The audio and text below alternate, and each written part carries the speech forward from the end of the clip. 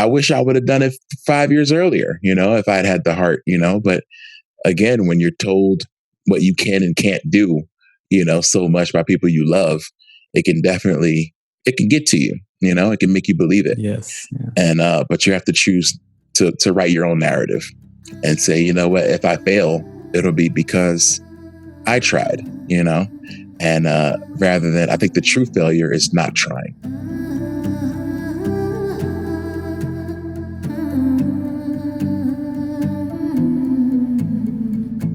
Hello and warm welcome to the Stories We Tell. I'm Nithya Shanti, a teacher and facilitator of conscious living here at Roundglass. On this show, we share the gift of illuminating stories. Each week on this show, you'll hear a live story from me and a special guest on a universal theme. Stories of self-acceptance, overcoming inconceivable odds, embracing change, and recognizing our limitless nature while honoring our humanity. The aim is to support people in being happy for a good reason and happy for no reason. Today's episode is about commitment to your unique path. It's very easy for us to say, follow your passion or march to the beat of your own drum. But following through on your passion is much harder. How do we persevere when everyone in our lives is telling us it would be smarter or wiser to give up, to be more traditional, to dream a little smaller? I'd like to share a story from my life, an example from my life. My father died when I was quite young, and my mother had to move to a new town. And she took quite a risk in putting me into an unconventional school, a school which we did not have a curriculum. The children decided what they wanted to study. And that was kind of brave of her because in India, there's a lot of emphasis on traditional education and getting good grades and getting into a good university. And she took the risk of putting me there for several years. And being in that school where there were no examinations, there was no curriculum, we could actually decide what we wanted to study. And we actually evaluated ourselves on how well we did. It created a confidence in me that I can be self-directed, I can trust myself, and I can follow my passion. I can follow what I'm deeply interested in. So years later, after I had completed an MBA, I had this deep sense that I've just barely scratched the surface of life. I've been told my whole life what to believe and what to do and what's important. And in my case, I said, I want to actually explore things on my own.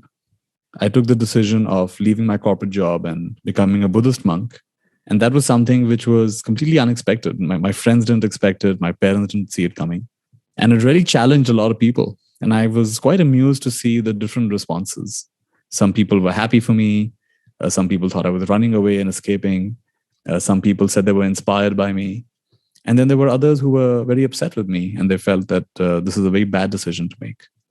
And getting so many different opinions from so many different people, I was forced to go deep inside and check if I'm willing to take responsibility for my own decisions. In fact, by that point, didn't even feel like a decision. It felt like it was a power or a force or an energy within me that just wanted to come out. It was irrepressible. It just wanted to come out. And I just needed to trust it. It came to a point where I said, well, whatever the consequences, it's okay. I'll deal with it when it comes. And I'm willing to do this even if it doesn't work out. And that's what gave me the strength to leave a traditional career and the security net that it offered and step into a much more, you could call it a unique or an unconventional path, or what Robert Frost calls a road less traveled. So today we have a guest who's, in his own way, found his unique path. Raheem Jarbo, also known by his rap persona, Mega Ran, was a middle school teacher leading a double life as a hip-hop artist for years. In 2011, he left his teaching career behind to pursue his passion for music full-time. However, his unconventional musical styling of nerdcore hip-hop made an already difficult artistic pursuit even more challenging. Raheem, very warm welcome. Thank you so much. It's good to be here. This is, as you were talking, I just saw my own life and it made me reflect on 2011 and that decision. And we hear a lot about making decisions based on, fear or not making decisions based on fear. And fear and regret were the two biggest things that I had in the back of my mind. They were like the two angel and devil on my shoulder. It's like, how much of this is fear and how much will I regret? How much will I be able to live down, And I think for me, the biggest regret I would have had is if I didn't attempt, this new life. So as you said, I was a educator. I taught middle school, junior high, and kind of was bouncing around at a school that was financially struggling. We were a Title I school, which means most of the students there are on free lunch programs. Not maybe a little below the poverty line. So achievement is a little lower. The amount of resources they get is a little lower. But I really enjoyed coming to work every day. I learned something from these kids every single day.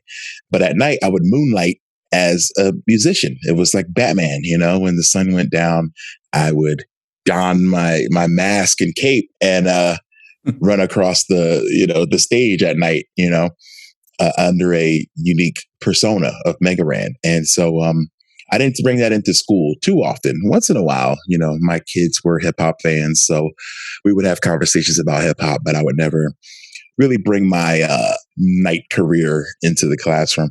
But kids are smart, so they would wind up finding me, maybe on YouTube or other places. And I'd say, hey, are you a rapper? And occasionally I'll respond, yes.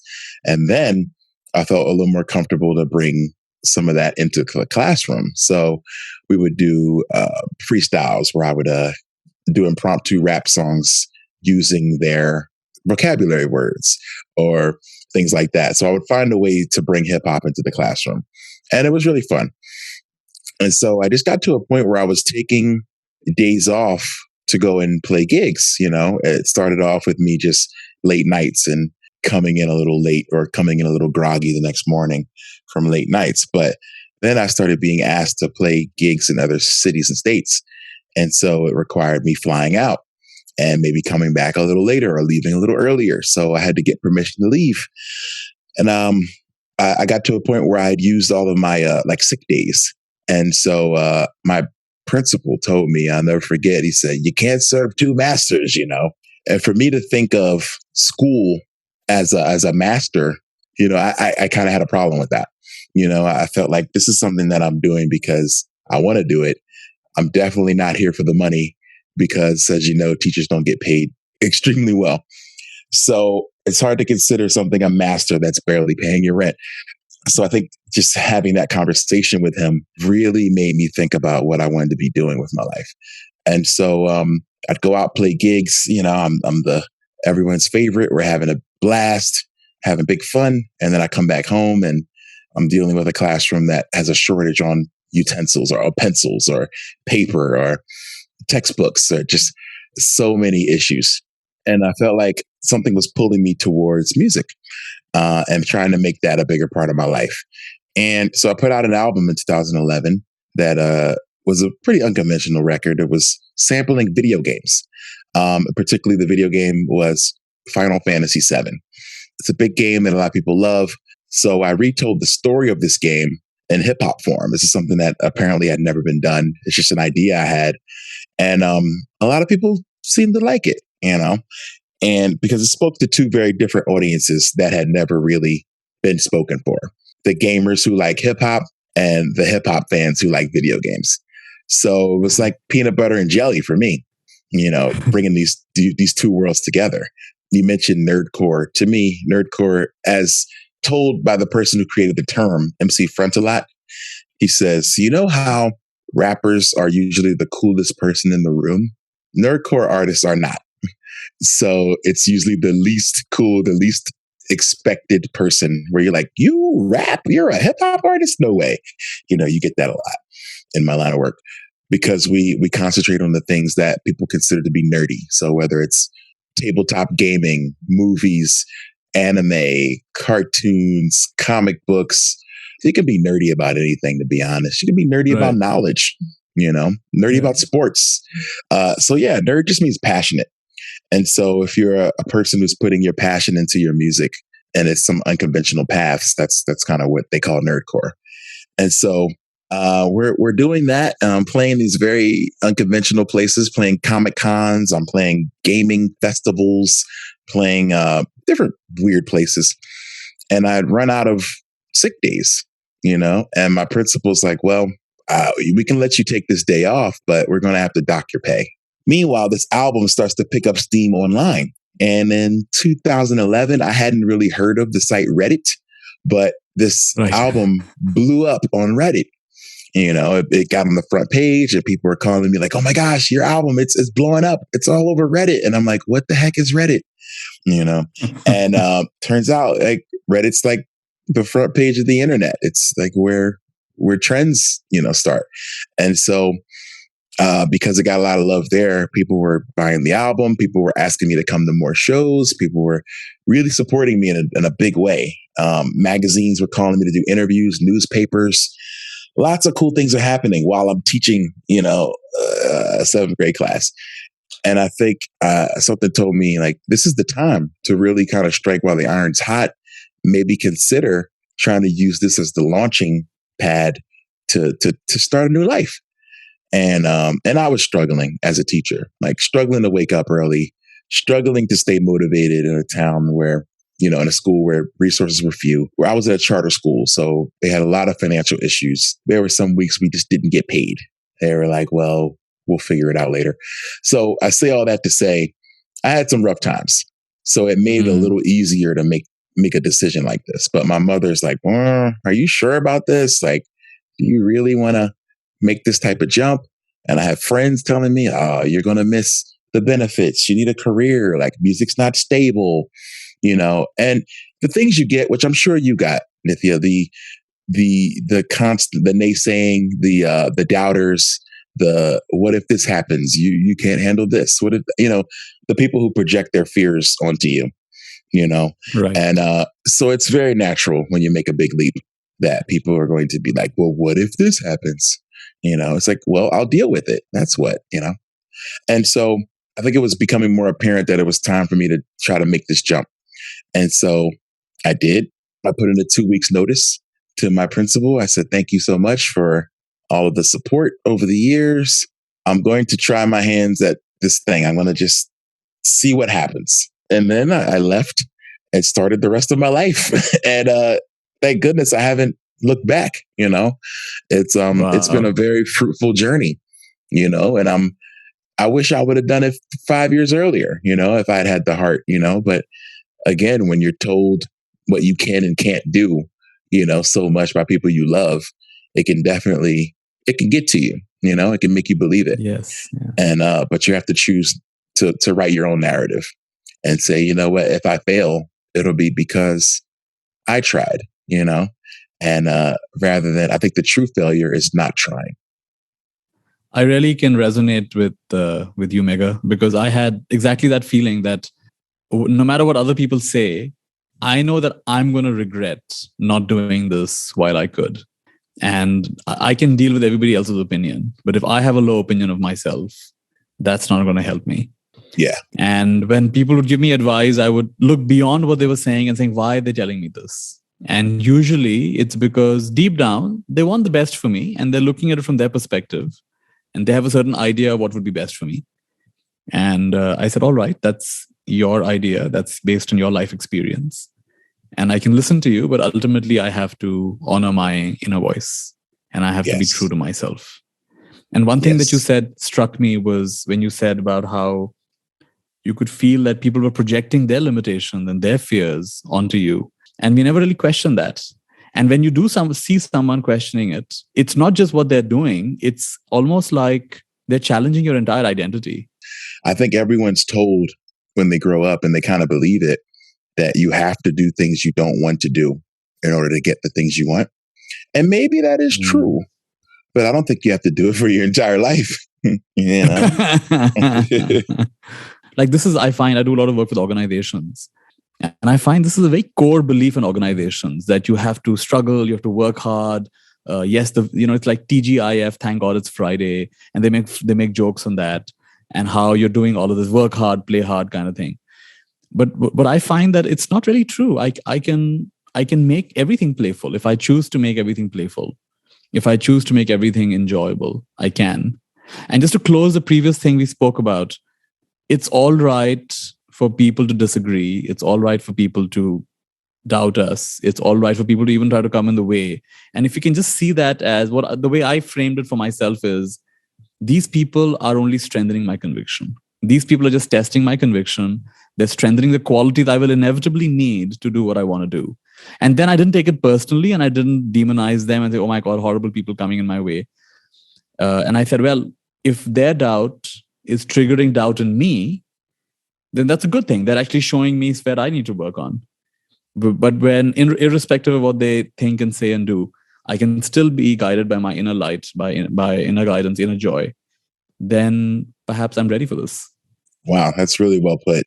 I can agree with that for sure. So Mega, hearing your story, I'm curious about the time since then, since you've moved on from your teaching career and you're doing what you love. And I'm sure you love teaching as well. It's just the career of teaching is sometimes not that promising. And like you said, there's so many limitations. But since then, and I'm sure our listeners will be very curious, have you ever second guessed and said, hey, I wish I'd kept that secure career. Maybe it didn't pay so well, but at least it was secure. I got all these benefits. And have you had times where you wondered if it was the right thing to do? Has there been ups and downs like that? Anything you'd like to share around that journey? Well, I had to think about that one a lot. I don't think I've ever had a regret as far as that. That is the one thing that I have some small regrets in life, but that's not one of them. Like chasing my passion, because I honestly feel like I love music so much. I love gaming so much, and trying to give back to these cultures is so exciting to me that it seems like the creativity has just been ramped up. Like the motivation is just on another level. So no regrets. But yeah, there's been some moments where I thought like, all right, did I really make the right decision? And honestly, that was maybe a week after I did it, because the way good fortune has come over me since then has been kind of insane. I put the 2 weeks notice in, expecting that 2 weeks from then I would be, starting this journey. And then I was forced to start it 2 weeks early. So I got really worried. That was the time where I was just like, what did I do? Like, oh man, like, I don't know where my next paycheck's coming from. Like, this was way too soon. I was hoping to build a little nest egg by having some time. So those couple weeks were a little touch and go, but they taught me so much about myself, because at that time I knew that I had to make tough decisions, like, cutting unnecessary expenses out of my life and learning how to budget and things like that. I was like, okay, everything that's not necessary, that's a monthly bill, it has to go. I can't take as much trips as I'd like. I can't eat out as much as I'd like, and it just came down to really hankering down and just really giving it, a firm effort. So it taught me so much about myself, and I think I kind of prefer that feeling of my back against the wall. I think it's what it taught me is that you can easily get complacent if you know where your next meal is coming from. You know where the check is coming from. You know where the next opportunity is coming from. Every Friday there's a pay waiting for you. But with me, there is not. It may be on a Monday, and then it may be 2 weeks before I see something else. But True. I love that, and I thrive on that type of pressure. And that's what I learned about myself, is that Amazing. I wasn't able to get that adrenaline rush from working a traditional job. I had a moment of regret, but I learned so much about myself that it just turned me into, I think, a much better person. There's a quote by one of my teachers, Nisargadatta Maharaj. He says, "The steady resistance to the unnecessary is the secret to success." And in a way, having your back pinned to the wall, having to really ask yourself, do I really need to spend on this? Do I really need this monthly expense? And that really got you to, in a way, declutter your mental space, maybe even your physical space, to the point where there was space now for creativity and new juice and new energy and new focus and new commitment to shine through. That's what I got listening to you. Wow. Can you say that quote again? Because that's amazing. The steady resistance to the unnecessary is the secret to success. Wow. And of course, he's talking in a spiritual sense, success as self-realization. But Yeah. I think it applies to all aspects of our life. The steady resistance. We have to ask ourselves, what's really essential? See, another powerful way of asking this is, especially in today's attention economy, the powerful question is, what deserves my attention? If attention is the most precious thing I have, the light of my attention. See, there was a time we said time is the most precious thing. But if you notice carefully, that time is not like, for example, maybe mornings for some people, not everybody. Some people, mornings, they're more energetic. So 1 hour in the morning, very different from the last hour of the day. It's the same amount of time, is it not the same? So more important than time is energy, how energetic you are. And more important than energy is attention. Because when you're like, that when you're tuned into what inspires you, then that generates energy. And so when you're focusing on what's valuable, what's meaningful, that generates energy. And then you find you use your time in a really good way. So the powerful question is, what deserves my attention? And that's another way of decluttering and coming back to the steady resistance to the unnecessary. There you go. I love it. I love it. Tell us some of the highlights of your time since you've been, some of the important accomplishments or experiences or something that expanded you or stretched you since you've taken this journey of your hip hop career. Wow. I've been able to travel all over the world.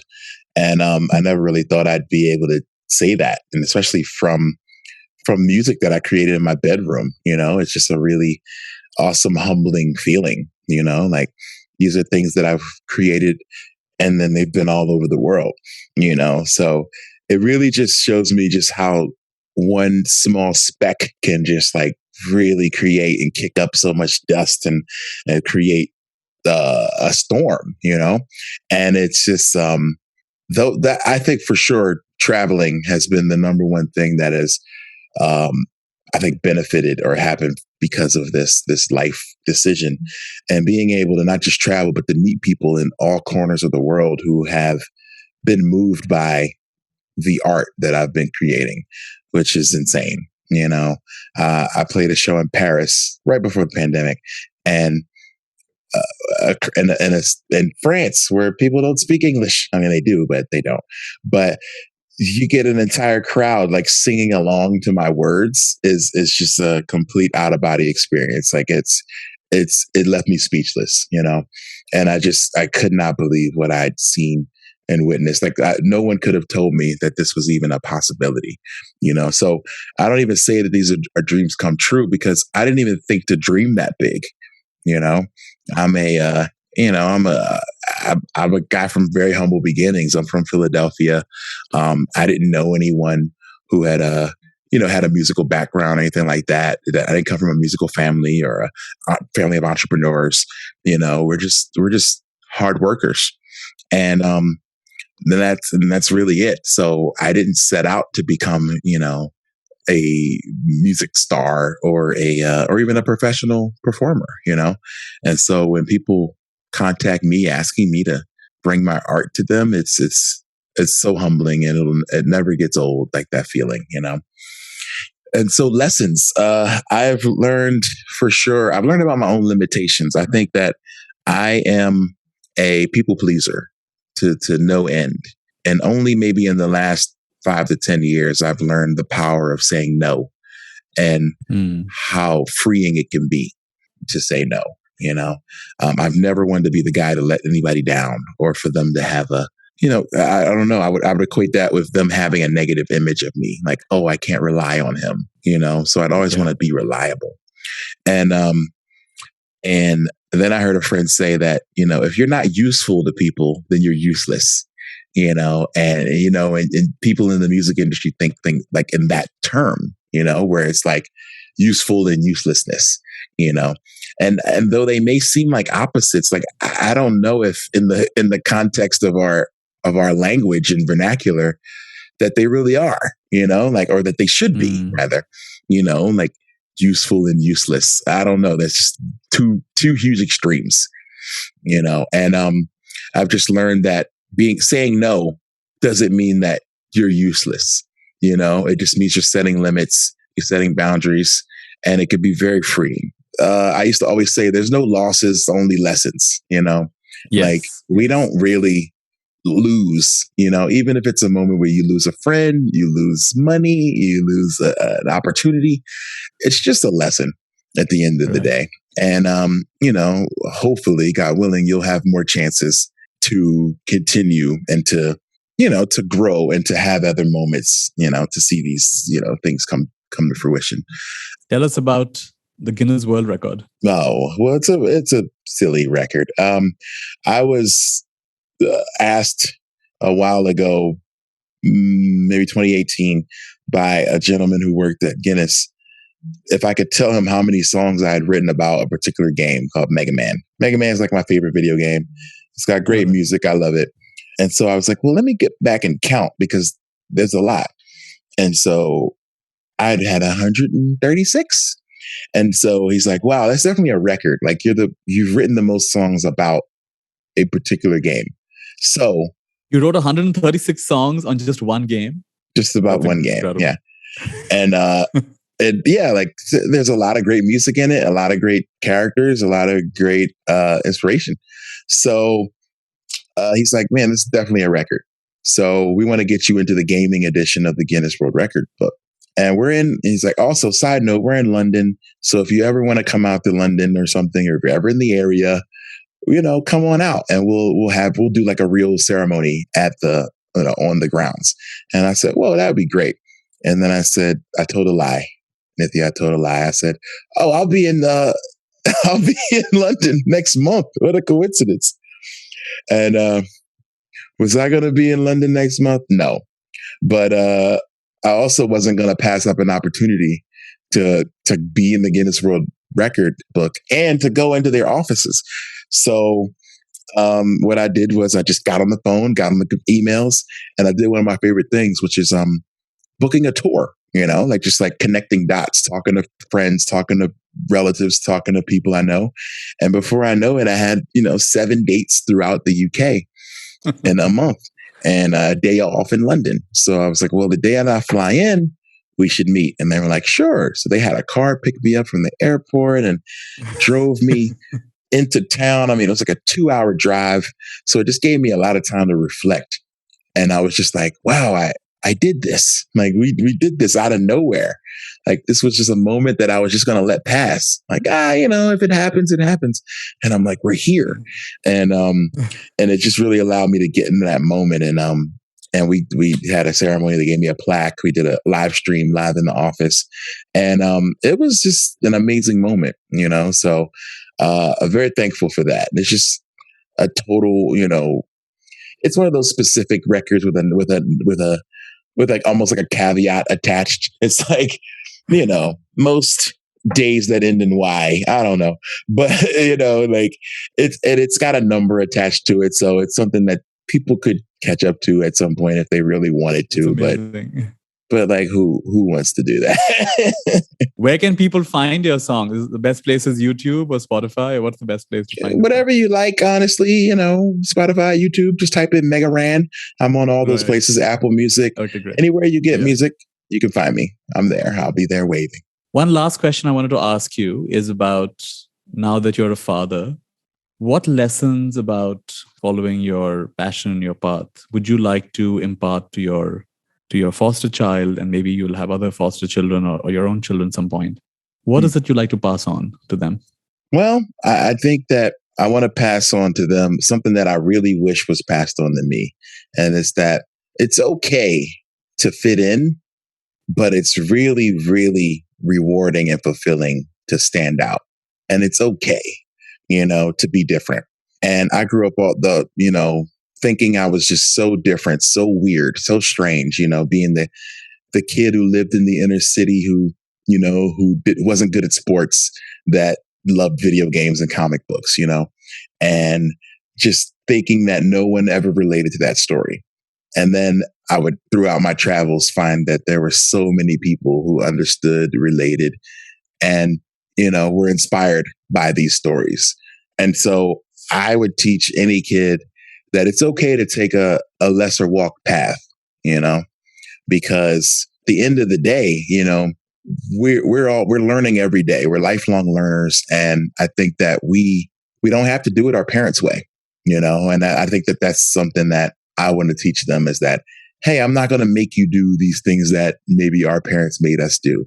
I want you to get the most out of life. And that was something that I struggled with for a very long time, is being okay with myself. Wow. Listening to you, it reminds me that when I was thinking about the purpose of life, the best answer I could come up to what's the purpose of life is, what makes me come alive? Life wants to be lived. Life wants to be alive. So what makes me most come alive? And in your case, it seems to be music and writing songs and communicating with your audience and connecting with them and just be on this role, on this creative role. And in my own way, I've done that with my teachings and sharing things that I feel touched by and moved by. I came up with 3 things that I find broadly: to learn things that inspire me, to practice those things to the best of my ability, and then from the integration of that, to share with others what I found useful. And I think it's all right to have a wide variety of things. I don't think there's any one path that's fixed for how to live your life. Every path in India, for example, I don't know if you're aware of this, music is a very high path to spirituality. Music is considered one of the ways when you are playing an instrument or you're singing, and you're doing it with a sense of it's coming through you. It's not coming from you. It's not an egoic thing. And sometimes purpose is such a heavy word. I found that if you can use a lighter word like priority, what's my priority? Like these days, my priority is fun. And so if fun is a priority, then board games are fine, and pickleball is fine, and meeting friends is fine. And also doing things in a fun way. Even the thing that, even if I'm washing the dishes, can I do that in a fun way? And if I make that the priority, then my purpose gets fulfilled through that. Wow, well put. Any last thing you'd like to say about purpose and this whole topic that we've talked about? Any final thing you'd like to share with our listeners? Well, I really like where you ended, and I'm going to try to adopt that into my life, is that making fun a priority.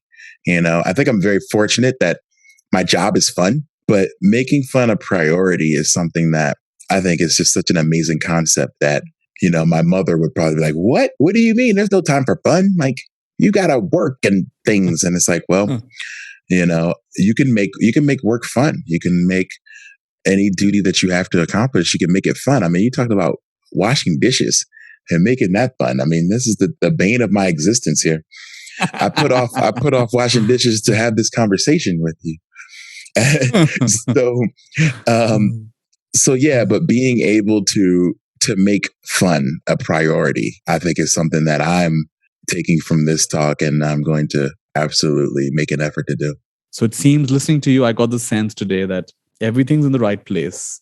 And if we can just believe that there's a deeper current of life, a deeper force of life that wants to move through us, and we can honor that, then it'll bring us to the kind of commitment to our passion, to the unique path that each of us is here to take. Word. Thank you very much to our guest today, Raheem Jarbo, Mega Ran. Mega, where can people find more of your work? Well, if you are into social media, I am at Mega Ran on Twitter, Mega_Ran on Instagram. I do Twitch streams 4 to 5 days a week where I'm playing video games or making music live at twitch.tv/Megaran. Also, I do a Patreon where I do 2 pieces of content per month. It could be songs, could be podcasts, could be art, anything. And you can get that at patreon.com/Megaran. Thank you all for listening. Tune in next week for a brand new episode of Stories We Tell. Don't forget to rate and review wherever you get your podcasts. And if you're looking for new ways to explore conscious living, then please subscribe and join me on the Round Glass Living app. In addition to this podcast, you can find courses, classes, recipes, music, and more to help you make positive, meaningful changes while doing what you love. Until next time, I'm Nithya Shanti. Goodbye. The Stories We Tell is a part of Round Glass, holistic well-being at your fingertips. Find out more at roundglass.com.